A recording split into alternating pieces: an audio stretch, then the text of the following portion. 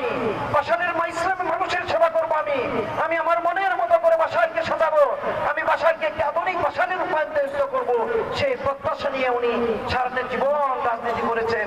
সেই রাজনীতি আজকে আপনারা জানেন 17টি বছর আমাদের শত ইচ্ছা থাকা সত্ত্বেও আমরা নির্বাচনে অংশগ্রহণ করতে পারি নাই, কারণ ফ্যাসিস্ট সরকার নির্বাচনের নামে তামাশা করেছে, দিনের ভোট রাতে দিয়েছে, ভোট পেএমপি হয়েছে না পিএমপি হয়েছে, যারা পেয়েছে তারা ছিল মেরেছে, দেখিয়েছে আমরা পেয়েছি।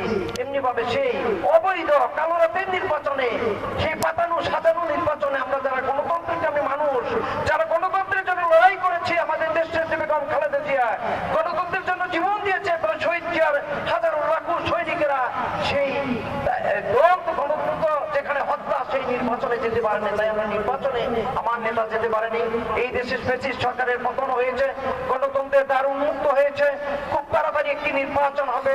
আমরা তাই আপনাদের কাছে এসেছি, থানা বিএনপি, পৌর বিএনপি পরিবারের, বাসার বিএনপি পরিবারের পক্ষ থেকে সবিনয় অনুরোধ করতে এসেছি, সামনে যে নির্বাচন, যে স্বপ্ন নিয়ে আমার নেতা আহমেদ আজম খান সারা জীবন রাজনীতি করেছে, সেই স্বপ্ন বাস্তবায়নের সময় এসেছে। আগামী নির্বাচনে আপনারা এই বরাদাবাসী, এই হাবলা ইউনিয়নবাসী সকলে মিলে দল মত নির্বিশেষে ইসলামের প্রশ্নে, ইসলামকে ঐক্য রাখার প্রশ্নে, ইসলামের মানুষদেরকে ঐক্য রাখার প্রশ্নে, বাশারের উন্নয়নের প্রশ্নে আমাদের প্রিয় নেতা আহমেদ আজম খানকে ভোট দিয়ে জাতীয় সংসদে পাঠিয়ে এমপি বানাবেন।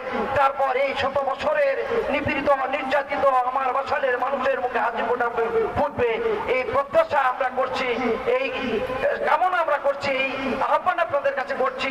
আমাদের প্রিয় নেতাকে ভোট দিয়ে পবিত্র সংসদে পাঠিয়ে আমাদের এই বাশারকে সুন্দর বাশার করার আপনারা সুযোগ করে দিবেন। সর্বশেষ বলতে চাই বন্ধুরা, যে এত বড় একটা মাহফিল হচ্ছে, এখানে তো অনেক কিছু খরচের বিষয় আছে, অনেক কিছু আছে না, উন্নয়নের বিষয় আছে।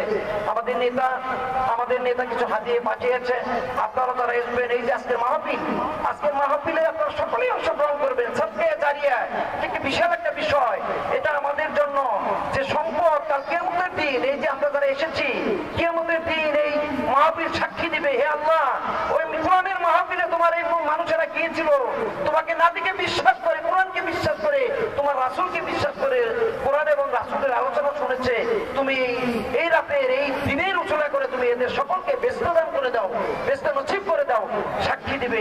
তাই আপনারা সকলেই অংশগ্রহণ করবেন। আর সর্বশেষ বলতে চাই, এখানে একটা মাঠ, ঈদগাহ মাঠ মনে হয়, এই ঈদগাহ মাঠে এখানে একটি কিসের দরকার, কি মেম্বারের দরকার আর বাউন্ডারির দরকার।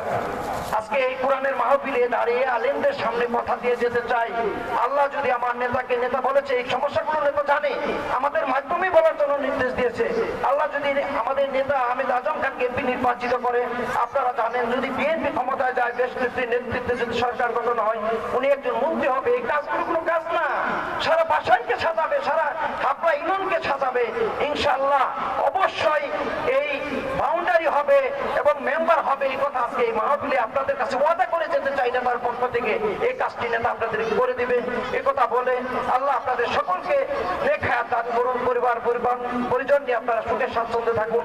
আমরাও বিএনপি পরিবারে যারা আছি, আমরা দোয়া চাই আপনাদের কাছে। এই কথা বলে সকলের কল্যাণ কামনা করে আমার কথা এখানে শেষ করছি। আমরা নেতৃবৃন্দের কাছে টাকাটা দিয়ে যাব, 40,000 টাকা হাদিয়া হিসেবে আমরা দিয়ে যাচ্ছি, নেতার পক্ষ থেকে নেতাই দিয়েছে, আমরা দিয়ে যাচ্ছি। আমাদের জন্য দোয়া